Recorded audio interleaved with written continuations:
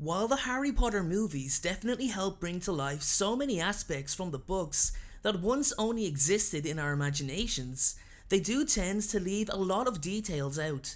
This is understandable as it's quite difficult transferring full books with a lot of detail onto the big screen. Trying to fit it all under 2 hours without excluding some parts will be almost impossible, not unless you want to watch a 4-hour long movie. And right about now, I know there's a lot of you Potterheads thinking, well, a 4-hour Harry Potter movie wouldn't be so bad, but hopefully you all understand what I'm trying to say from a cinematic standpoint. Now, if there's one movie that really did leave a lot out, it's The Goblet of Fire, and specifically, the Triwizard Tournament. So in today's video, I'm going to take you all through the history of the Triwizard Tournament, how it began, and why it was suspended for centuries, and I'll lightly reference Harry Potter's involvement in the 1994 competition to help explain each task. With that being said, everyone, welcome back to the world of Harry Potter. It's time to enjoy the Triwizard Tournament Explained.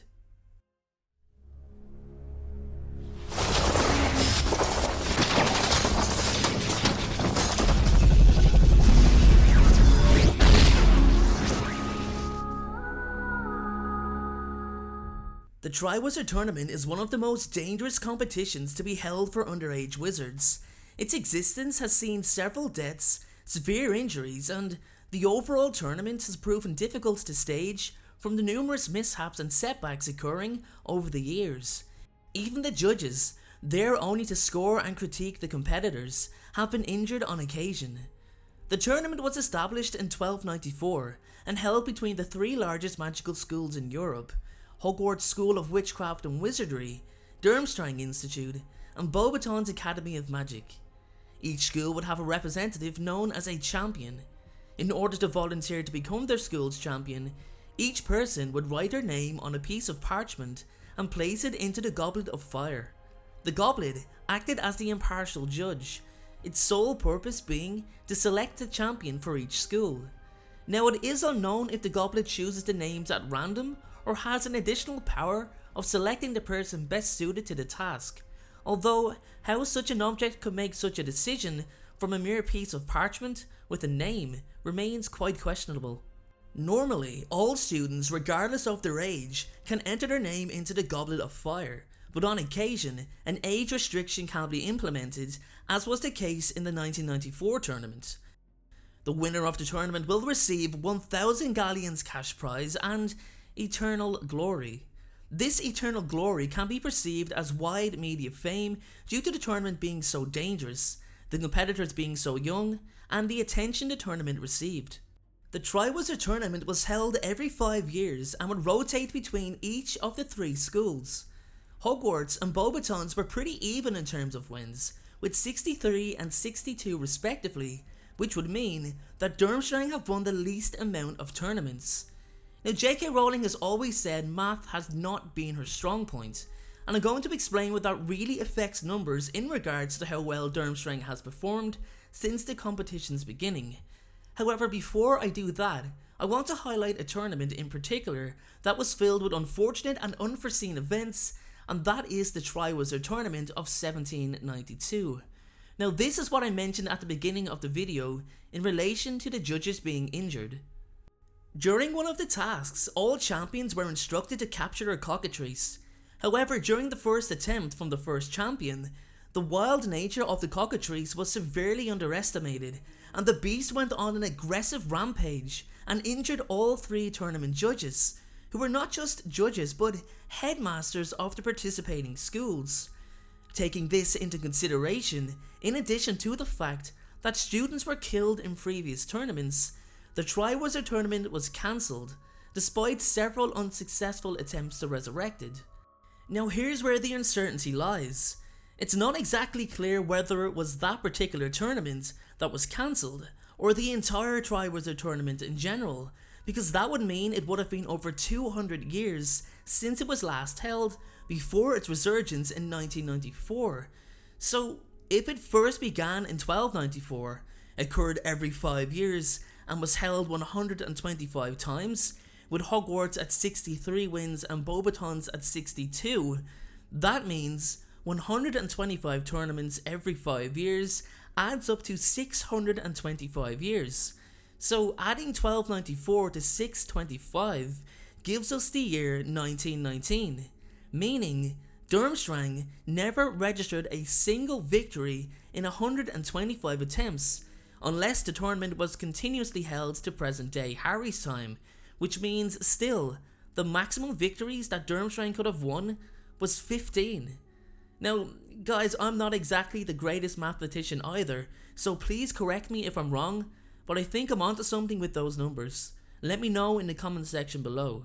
When each champion is chosen by the Goblet of Fire, their participation is concrete as it is a binding magical contract. It's not clear what happens if you break a binding magical contract. It would be highly counterproductive for the refusing student to die, but it must be taken seriously. I believe that breaking a binding magical contract is all in the name.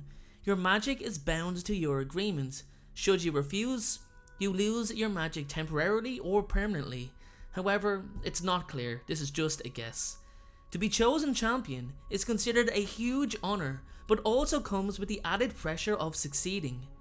Each champion will face 3 tasks, and the person who garners the highest points tally will win the tournament, meaning one doesn't have to win all 3 tasks to become Triwizard champion. The first task is to test a wizard's courage and daring. The best example of the first task is from the 1994 tournament held at Hogwarts because it shows each champion using a different method and resolve to come out triumphant. In the first task, each champion had to take on a dragon and retrieve the golden egg it was guarding. Harry Potter, who actually went last to the judges, showed great thinking outside of the box by using a summoning charm to use his broom, as taking a broom with him was not permitted. However, using his wand was, which displays him using a loophole to get past the rules. However, this was done under the suggestion of Barty Crouch Jr. in disguise as Mad-Eye Moody, so it's not likely that Harry would have thought of such an idea, but maybe we can all give him the benefit of the doubt. What the Goblet of Fire movie leaves out is the performance of the other champions and how they defeated their dragons, so that's what I'm going to explain today in a little more detail. Cedric Diggory, who faced a Swedish short snout, used a transfiguration spell to change a rock into a dog, which distracted the dragon. However, the dragon's focus soon returned to Cedric, who, although managed to retrieve the egg, received a painful burn on his face. Next up was Fleur Delacour, who faced a common Welsh green dragon. Fleur enchanted the dragon to sleep and successfully retrieved her egg. However, before she did so, the dragon snored and let out a jet of flames, burning Fleur's clothing, which she had to extinguish first before claiming her prize. Third was Victor Krum, who faced the Chinese fireball.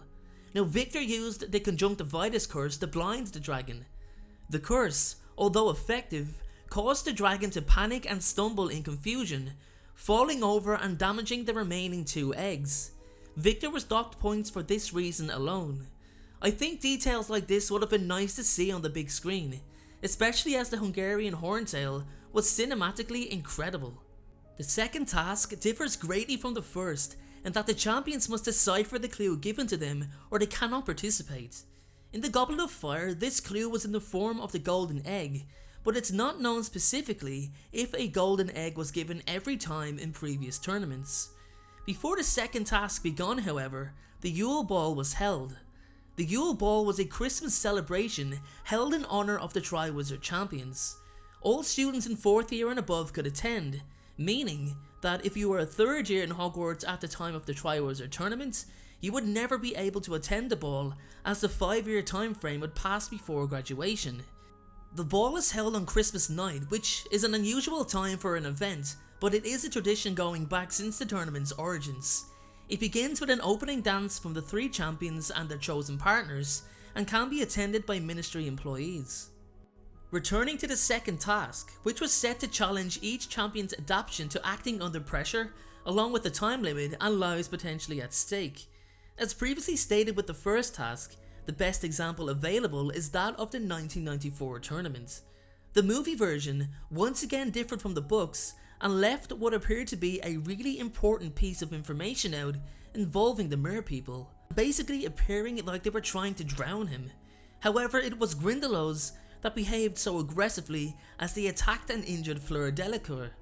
The mer people did, however, object to Harry taking both Ron and Gabrielle, but they didn't swarm around him. They backed away when Harry threatened them with his wand.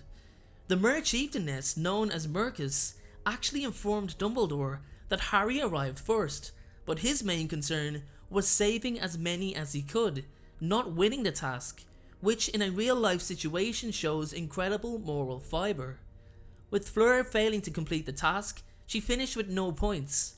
Cedric's use of a bubblehead charm seeing him take first place, Harry awarded second place, and Victor, using a shark head transfiguration charm, angrily accepted third. The third task in the Triwizard Tournament is the most dangerous and difficult task. Each champion is faced with multiple threats, hazards, and perils. Out of all the tasks, the Goblet of Fire movie disappointingly left out so much from the books that it was almost a completely different experience watching it on screen, expecting something to happen as it should, then it doesn't. So I'm going to explain the third task exactly as it happened in the books for those of you who may have only seen the movies. Now, I know some of you get quite angry at those who haven't read the books, but please understand guys, some people are just movie fans and aren't into books in general. It doesn't mean that they can't be Potterheads and enjoy the Harry Potter franchise. So let's get started on the third task. The task was for each champion to enter a maze grown on the Hogwarts Quidditch pitch and navigate it in order to get to the Triwizard Cup. This had numerous obstacles to overcome for each champion and would take their highest level of skill and concentration. Cedric encountered a vicious blast in its Scroot and struggled greatly, barely managing to escape. Harry dealt with a Boggart that took on the form of a Dementor with the addition of a golden mist that turned everything upside down. Fleur was then stunned out cold by Moody Crouch Jr., and then he placed Victor Krum under the Imperius Curse and sought out Cedric Diggory. When encountering Cedric, Victor performed the Cruciatus Curse on the boy, until the point that almost seen Cedric break down. Harry, after encountering the same blast-ended Scroot that troubled Cedric, heard his rival's screams, quickly intervened, and stunned Krum. The boys then parted ways, and Harry came across a Sphinx, needing to answer a riddle in order to continue on in the maze. Cedric and Harry met again before the cup, but had to team up in order to defeat an Acromantula. Acknowledging that they both helped each other, they both took the cup together, which unbeknownst to them was a portkey, transferring them to the Little Hangleton graveyard, where Lord Voldemort eagerly awaited Harry's arrival. Well everyone, with that being said, that is my explanation on the Triwizard Tournament. This video took a lot of time and effort to make, so if you really did enjoy it, then please give it a like and share on your social media. So everyone, my question for you today is, if you were in control of the Triwizard Tournament's task committee, what tasks would you choose? Let me know in order in the comment section below, and my favourite comment will get pinned to the top of the page.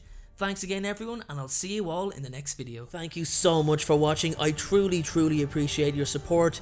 Everyone, notifications of uploads are more important than ever. So please, if you haven't already, turn those notifications on to make sure you're notified the moment my video goes live. Making videos is what I love to do, it's my dream and my passion. However, it does cost time and money to produce this content, so if you have $1 to spare to support me on Patreon in exchange for some exclusive unseen content, then you can click the Patreon link below or at the end of this video. Please only support me if you can afford it. And make sure to follow me on Instagram at InstaDNJ and on Twitter at PotterFolklore. Check out my other videos appearing on screen, and please make sure, most importantly, to hit that subscribe button. Thanks again everyone, and please have a great day.